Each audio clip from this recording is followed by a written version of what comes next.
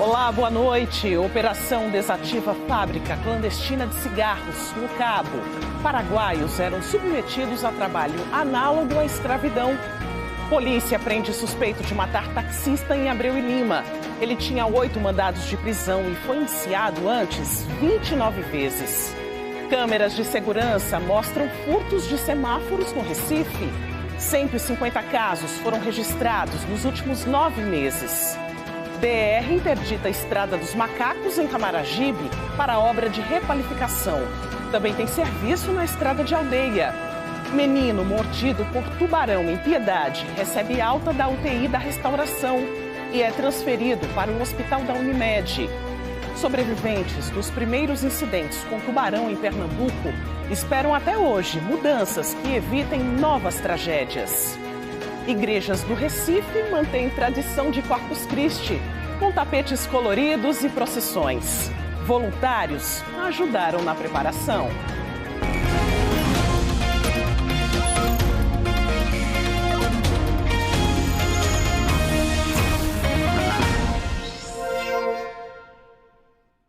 Uma fábrica clandestina de cigarros foi desativada hoje pela Secretaria da Fazenda de Pernambuco. 2 pessoas foram presas. A fábrica clandestina foi descoberta em um dos galpões deste condomínio empresarial no bairro de Pontezinha, no Cabo de Santo Agostinho. Lá dentro havia 25 paraguaios. De acordo com a Secretaria da Fazenda de Pernambuco, os agentes encontraram alojamentos que podem ser indícios de irregularidades. Nós encontramos pessoas que estavam em situações bem precárias de alojamento, alimentação, essas coisas. E a Polícia Federal foi acionada para ver essa questão do tipo penal, se enquadra na situação análoga do escravo. E também a Polícia Federal está tratando a questão do selo, que é a questão de selo fiscal da Receita Federal, todo esse procedimento. 20 pessoas foram levadas para a averiguação, 18 paraguaios e 2 brasileiros. O Globocop registrou o momento em que estavam do lado de fora do galpão com as mãos para trás. Dentro do galpão, os fiscais da fazenda encontraram uma grande quantidade de cigarros prontos para venda. Tinha ainda muito fumo e várias máquinas usadas na fabricação dos cigarros falsificados.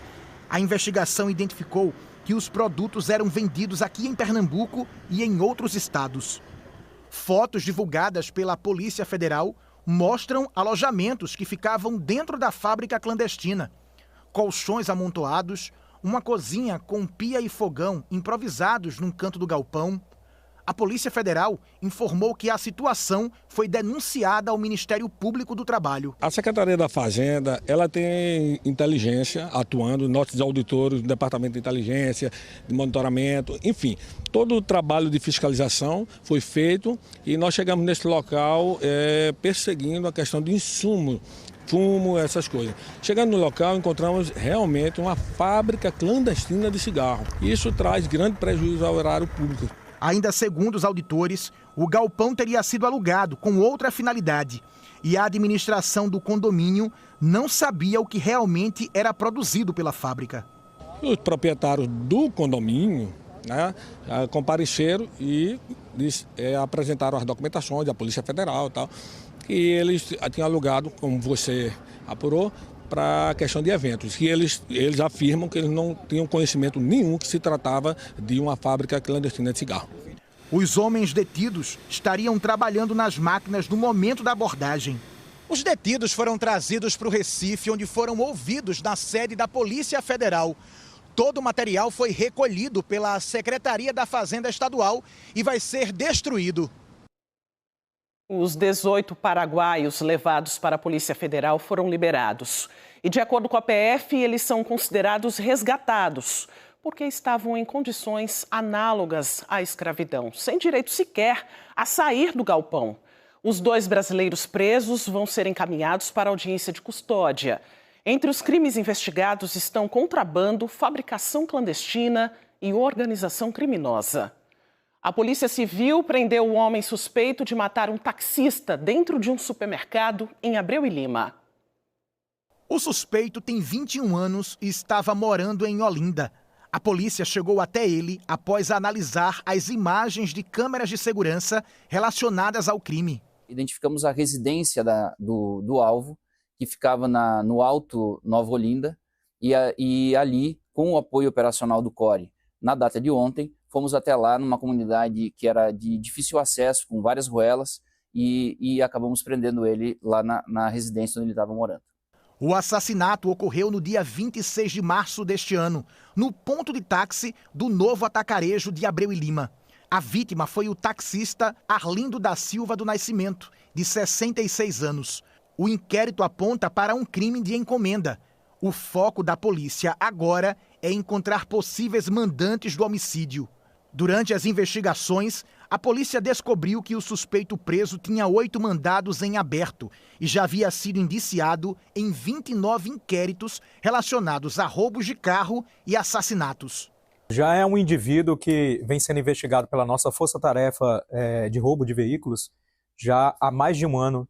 Então, era um indivíduo que agia em diversos bairros da Zona Norte do Recife, e quando a gente se aproximava e ele estava próximo da sua captura, ele conseguia fugir para bairros e municípios limítrofes. Nós temos certeza de que existem diversos outros inquéritos para que a gente possa finalizar com esse recolhimento feito pela Polícia Civil de Pernambuco.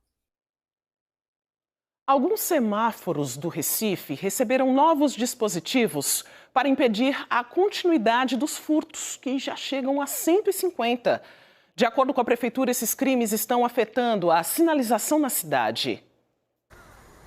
Até as primeiras horas do dia de hoje, estes importantes semáforos da Avenida Agamenon Magalhães, em frente à Praça Parque Amorim, estavam apagados. Essas imagens, feitas por câmeras da CTTU, mostram que na madrugada, um homem escalou o semáforo e depois saiu enrolando os fios de cobre. Numa ação criminosa, esse material é revendido porque tem valor comercial. Em mais um flagrante de câmeras de segurança, um homem escala o poste do semáforo e tira os fios. No meio da rua, um homem arranca o semáforo. Outro sobe na estrutura metálica do sinal, puxa o objeto e leva embora. O senhor tem visto muito semáforo quebrado? Sempre, constantemente, sinal quebrado e causa engarrafamento danado isso aí.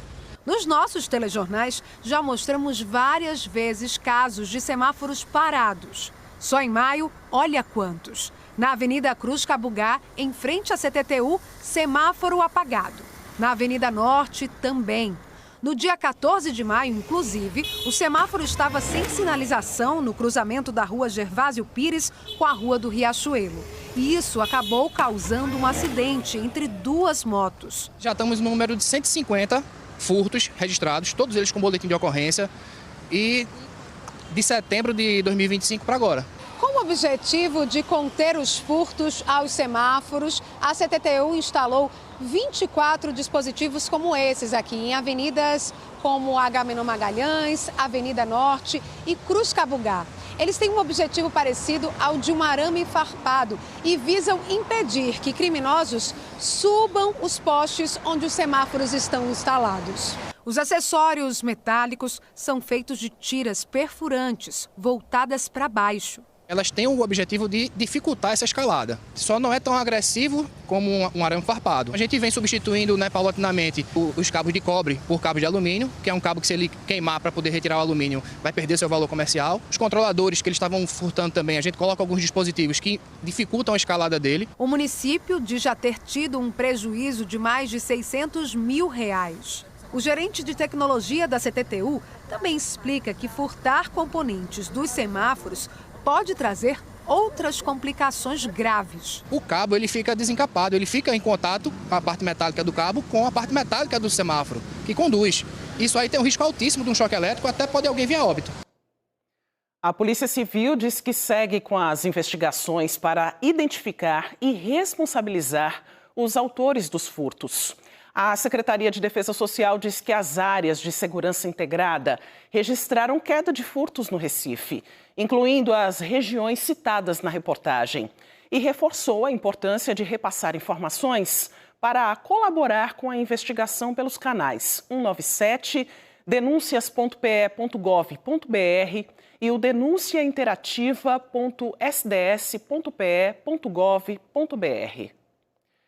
Começou hoje uma obra que está causando uma interdição da PE-27, no trecho conhecido como Estrada dos Macacos, em Aldeia, no município de Camaragibe.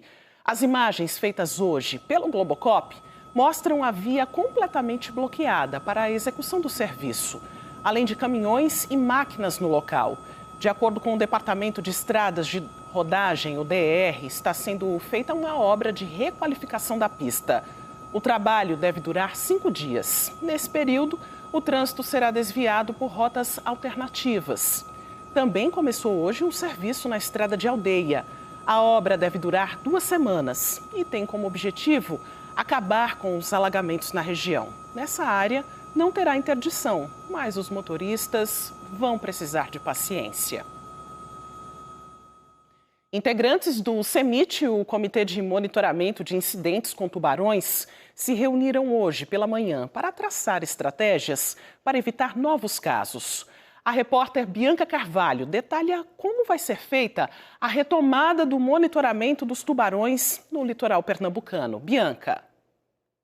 Olá, Maristela. Essa reunião foi o momento de ouvir todo mundo, os professores, os especialistas, para tentar entender o comportamento desses tubarões, sobretudo com relação aos últimos incidentes. Eu vou conversar agora com a secretária executiva do CEMIT, que é o Comitê de Monitoramento, o Comitê Estadual de Monitoramento dos Incidentes com Tubarão, Danise Alves, para saber, dá para entender o que desse comportamento? O que é possível dizer neste momento, secretária? Olá.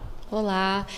No mundo todo, essas espécies, tubarão-tigre, tubarão-cabeça-chata, elas estão atreladas aos incidentes. E já existem artigos científicos que comprovam que eles estão mudando os hábitos comportamentais, ficando mais residentes em determinadas áreas, usando novas áreas de reprodução. E a gente, para cá, no litoral pernambucano, especialmente a região metropolitana do Recife, a gente tem uma janela temporal de mais de 10 anos sem entender esses dados. Porque eles não estavam sendo monitorados, acompanhados, os tubarões. Exatamente. Em Fernando de Noronha, a gente já tem esses dados, a gente já conhece como eles estão utilizando, mas para cá a gente não tem ainda. Então, a ideia é, primeiramente, com esse novo edital que a gente lançou no ano passado e que foi, o resultado final saiu no dia 14 de maio, um pouquinho antes dos incidentes, mas a equipe já está a postos para começar agora em junho, a ir para campo, a organizar a logística e marcar, a priori, 50 animais.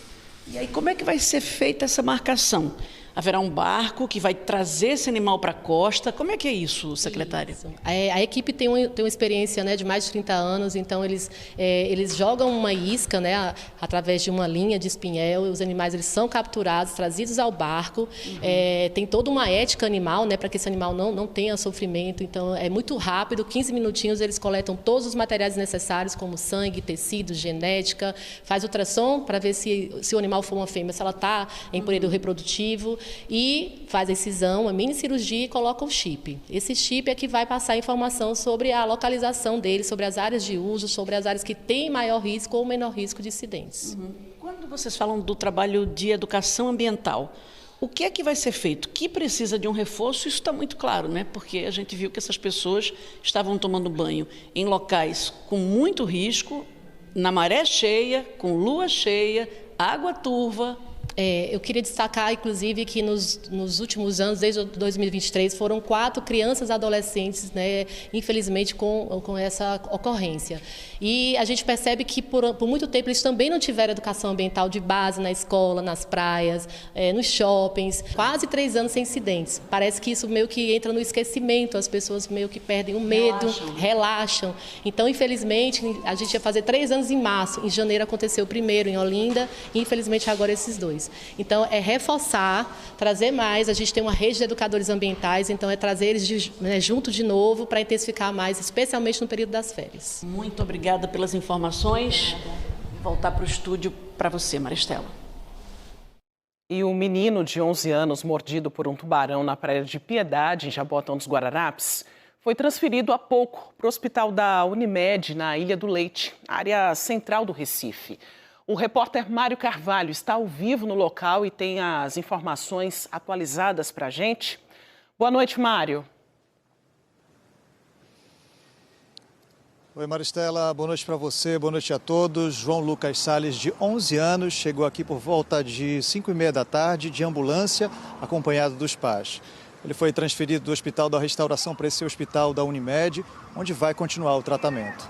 A transferência aconteceu depois que ele teve alta da UTI da Restauração.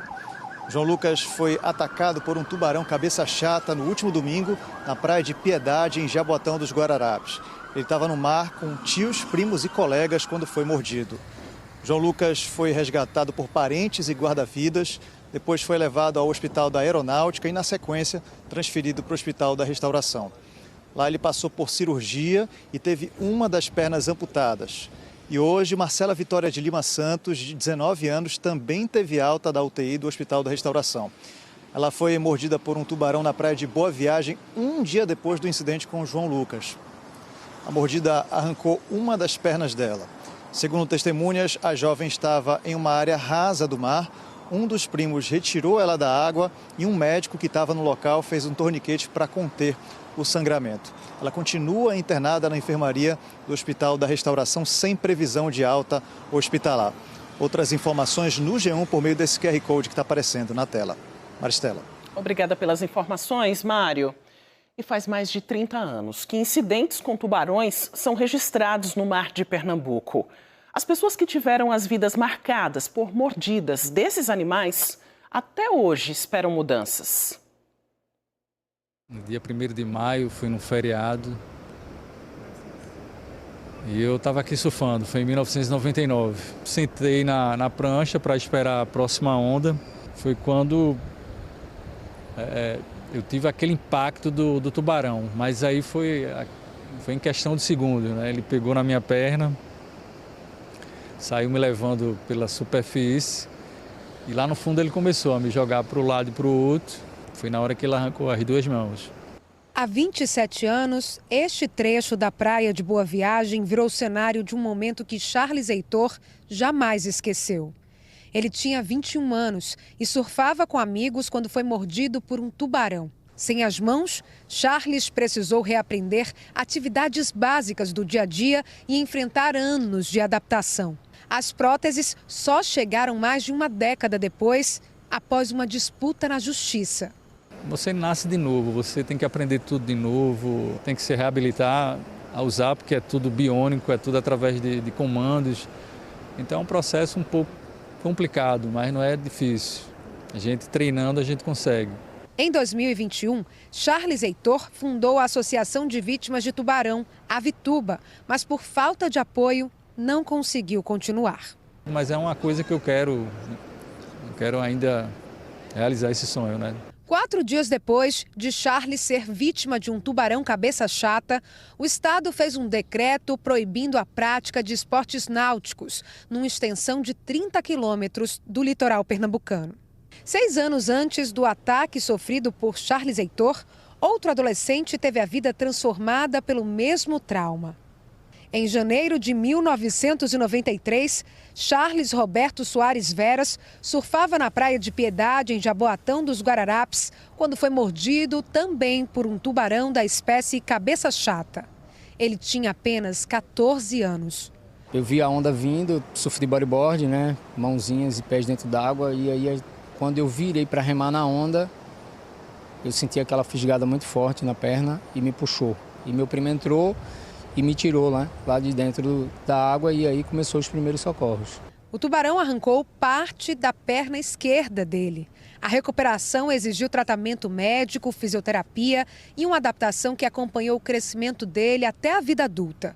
Hoje, Charles trabalha como representante comercial e carrega no corpo as marcas daquele episódio. A gente aprende a viver com um problema, né? E aí a gente vai lidando, né? Como guerreiro, aprender a lidar com a situação de não ter 100% dos movimentos e segue, a vida tem que seguir. Charles Veras e Charles Heitor estão entre as primeiras vítimas registradas pelo Comitê Estadual de Monitoramento de Incidentes com Tubarões. Quando foram vítimas de tubarões, a discussão sobre os riscos no litoral pernambucano ainda estavam começando. Mais de 3 décadas depois do primeiro registro oficial, o cenário continua desafiador. Eu sugiro que, em épocas de risco de ataques ou incidentes com tubarões, emitam um alerta nos celulares das pessoas. Vários projetos foram apresentados para o governo lá atrás, em torno de 10, 15 anos atrás, com implantação de rede, com trabalhos com boias, e nada disso o governo aprovou. Anos e anos sem pesquisa, anos e anos que parou, aí acha que acabou, né? Na realidade, o tubarão está ali, os problemas existem e vai continuar existindo. Agora, uma notícia que está no G1. A secretária executiva da Mulher do Cabo de Santo Agostinho, Aline Mello, foi exonerada do cargo 2 semanas depois de ser indiciada pela Polícia Civil sob suspeita de forjar um ataque a tiros na PE-28, em março deste ano. Para saber todos os detalhes, basta apontar a câmera do seu celular para o QR Code na tela. A decisão foi assinada pelo prefeito Lula Cabral e publicada no Diário Oficial do município ontem. A Aline já estava afastada da função desde maio, assim como o motorista. Segundo a investigação, o suposto atentado foi forjado e imagens de câmeras de segurança foram fundamentais para apontar inconsistências nos depoimentos. O pai do motorista, dono da moto, apontada como envolvida na ação, também foi indiciado. A defesa dos investigados nega as acusações. Depois do intervalo, um projeto que ensina dicas de tecnologia para idosos. E como parte da Semana do Meio Ambiente, funcionários da Globo fizeram uma atividade de limpeza do rio Capibaribe. O NE2 volta em instantes.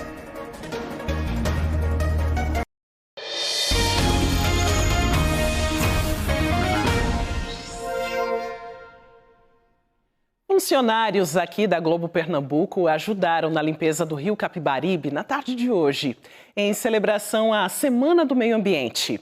Todos são voluntários e tem gente de todos os setores: finanças, infraestrutura, jornalismo, tecnologia, direitos autorais, comercial, recursos humanos e programação. A ação está no 3º ano e envolve funcionários das emissoras da Globo em Pernambuco, São Paulo, Brasília, Minas Gerais e Rio de Janeiro. Aqui no Recife, o foco foi a limpeza do Capibaribe. O grupo saiu em 2 barcos e fez a coleta de lixo, a fim de dar a destinação adequada ao material que não deveria estar no rio. O Porto Digital tem um projeto para ensinar tecnologia a pessoas com mais de 60 anos. O repórter Diogo Franco mostra pra gente.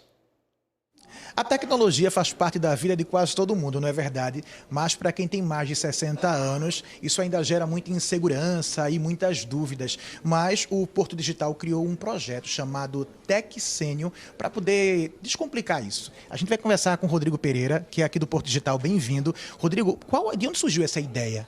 Bom, o TecSênior ele vem de uma demanda que foi desafiar os estudantes do embarque digital a terem essa experiência de lecionar tecnologia para uma geração diferente da deles, né, que já é um nível de desafio um pouco maior. Então, eles puderam ensinar a tecnologia do cotidiano, né, como é que pede ali um aplicativo de delivery, um aplicativo de mobilidade urbana, né, para essa geração que às vezes pode ter um pouco mais de dificuldade com isso. Então, foi uma experiência bem interessante. E hoje está sendo o dia de conclusão do curso. E eu estou aqui com dona Jerusa Araújo, que foi uma das estudantes. Me fale uma coisa, o que é que a senhora aprendeu já? Já passa Pix já? Sei passar, já sabia, né? Apenas completei algumas coisas a mais. Por exemplo, mudança de perfil, né? Usar mais a conta GovBR e outras coisas mais. Parabéns. Você que é estudante, David, foi bem desafiador, não é verdade? Com certeza. Como aluno monitor, o maior desafio foi justamente tornar as aulas mais lúdicas, mas a vontade deles de aprender e a nossa vontade também de ensinar e se enturmar ali foi surreal. Então, estamos aqui nessa formatura e deu tudo certo. Que coisa boa, parabéns, muito obrigado pela entrevista. Excelente monitor, viu? Ah, tá joia. Ô Rodrigo, me fala uma coisa, os estudantes são parentes, né, dos monitores, não é verdade? Tem também inscrição para o embarque digital? Traz para a gente essas informações. Isso, os estudantes aqui do TecSênior foram os parentes dos monitores, então eles são avós, tios dos estudantes do embarque digital. A gente pediu que eles trouxessem essas pessoas mais próximas. O embarque digital está com inscrições abertas agora, né, até o dia 19 de junho, então quem quiser se inscrever no embarque digital, basta ser morador do Recife, ter feito todo o ensino médio de escola pública com nota de Enem dos últimos 5 anos. E basta entrar lá em educ.rec.br embarque digital. Perfeito. Já tem previsão para uma nova turma 60+, que também faz parte, esse link aí com o Hack and Play? Ótimo, a gente faz esse link sim com o Hack and Play. O Hack and Play tem uma trilha 50+ que acontece, vai acontecer o Hack and Play de 11 a 14 de novembro. E ainda também os Conexões Hack and Play, que são eventos que a gente faz também periódicos sobre o tema. O Texênio ele vai continuar por enquanto internamente, a gente vai buscar parceiros para voos maiores. Então a gente vai estar aberto aí para buscar quem sabe parceiro e fazer um programa para muito mais gente. Então tá, já. Muito obrigado pela sua entrevista. Voltamos ao estúdio. Em instantes, as celebrações pelo Dia de Corpus Christi aqui no Recife. E ao vivo, um concerto religioso formado por 120 vozes na Igreja Matriz de São José. O NE2 volta já agora, 7h26.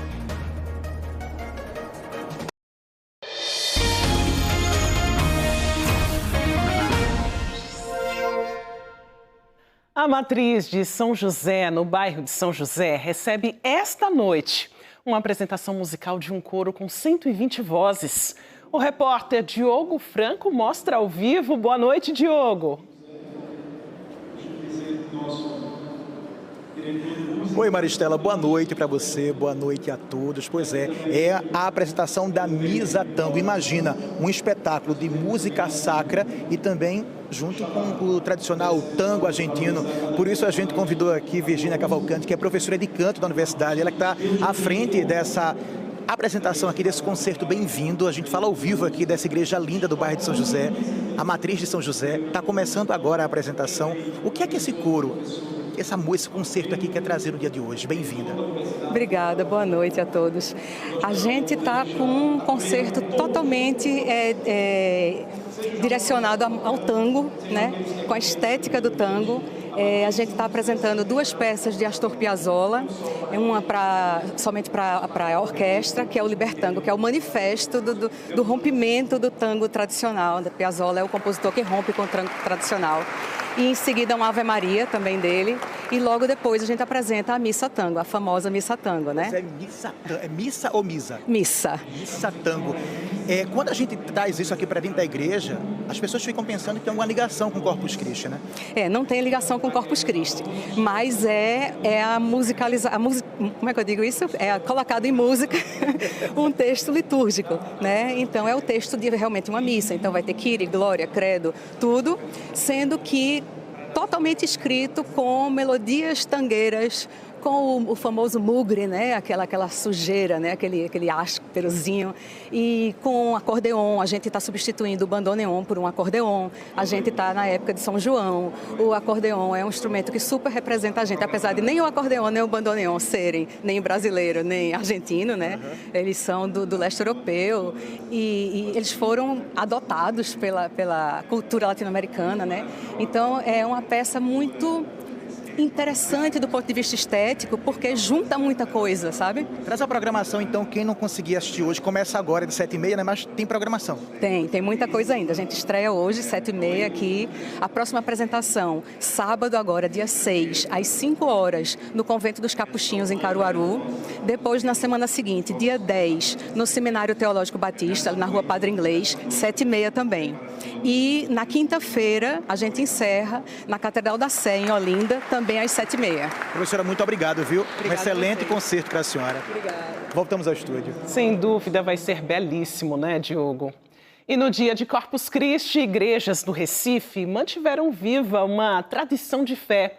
Jovens voluntários montaram tapetes coloridos para marcar as celebrações. As cores, desenhos e símbolos que não estão ali apenas para enfeitar. No dia de Corpus Christi, os tapetes ajudam a contar uma história de fé que atravessa gerações. Na Igreja Matriz de Nossa Senhora do Bom Parto, no bairro de Campo Grande, 11 tapetes coloridos formaram um caminho da entrada até o altar. Ao longo do percurso, imagens e símbolos do cristianismo transformaram o chão da igreja em um espaço de oração e contemplação. O trabalho foi feito por jovens voluntários. Cada detalhe exigiu tempo, dedicação e principalmente envolvimento com o significado da data. Já é o 3º ano que eu venho ajudar a fazer o tapete. A alegria aqui de ver no final o resultado bonito, de ter aquela sensação de trabalho cumprido. Jesus Eucarístico e esse feriado é uma coisa muito importante para a nossa religião. Então, a fé que nos motiva e a comunidade se juntar para fazer isso é algo muito bonito. A gente também está incentivando também a convivência em família, que é muito importante também para a nossa religião. Para a gente também, além de viver em Cristo, temos que levar ele também, através da nossa tradição de fazer o tapete. A tradição dos tapetes é uma das marcas de Corpus Christi no Brasil. Feitos com diferentes materiais como serragem e sal, eles representam a devoção dos fiéis e preparam o caminho para as celebrações religiosas. Na época medieval começou a tradição dos tapetes e tudo, né? E o tapete ele começou com a ideia de que teria-se um lugar digno para Jesus passar na hóstia consagrada, porque para nós católicos, né, a hóstia consagrada, o pão consagrado, para nós é Jesus Cristo ali presente no meio de nós. Corpus Christi é uma expressão em latim que significa corpo de Cristo e celebra a Eucaristia. Para os católicos, é o momento de recordar a presença de Jesus Cristo no pão e no vinho consagrados. Quando nós olhamos para Jesus entregando a vida, doando a vida para salvar, para redimir, nós compreendemos também que a missão do cristão que ama a Eucaristia, que recebe a Eucaristia, é também servir, é amar, é doar a vida pelos outros.